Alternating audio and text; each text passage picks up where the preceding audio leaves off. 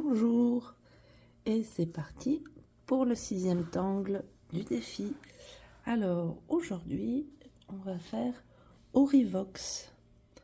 Alors si vous avez envie de mettre un peu d'animation dans votre tuile, et ben cet angle là il va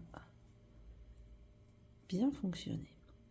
Aurivox, donc c'est deux bandes qui sont pas forcément justement rigides, qui sont un peu ondulées comme ça.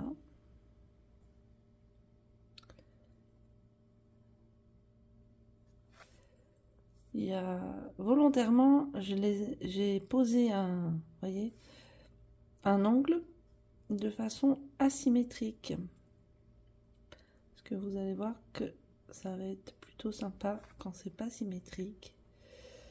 Voilà, donc ensuite vous faites plusieurs espaces comme ça avec un V. À l'intérieur de ce petit V, vous allez créer une aura que vous allez fermer en triangle et éventuellement vous allez la coloriser, la noircir. Moi je laisse toujours un petit éclat de blanc. Vous allez prolonger ce triangle par une courbe qui va se terminer comme ça.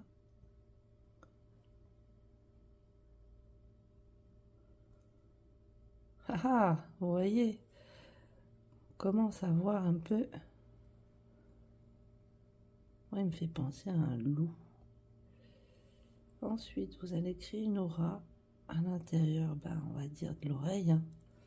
Même si on est dans l'abstrait, là, quand même, c'est connecté, je trouve, au monde animal. Vous allez pouvoir rajouter éventuellement une aura en dessous. Et vous allez faire la même chose en dessous. Donc ça peut être un angle bordure, hein.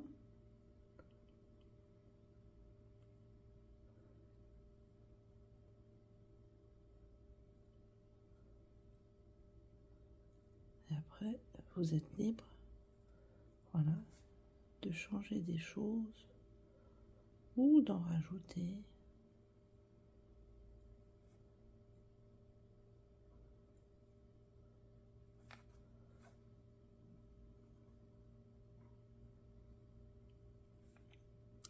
Alors, ce qui est rigolo, c'est qu'on peut lui faire une petite queue comme ça.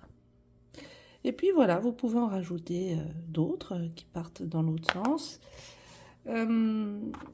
Alors, pour l'ombrage, on peut ombrer d'un côté, on peut ombrer un peu en dessous ici, on peut ombrer dans l'oreille éventuellement,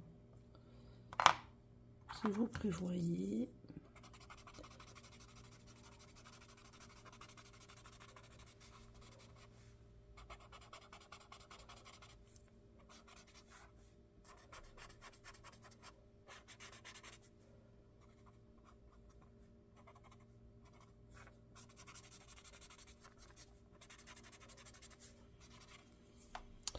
Voilà ce petit angle qui peut être très rigolo.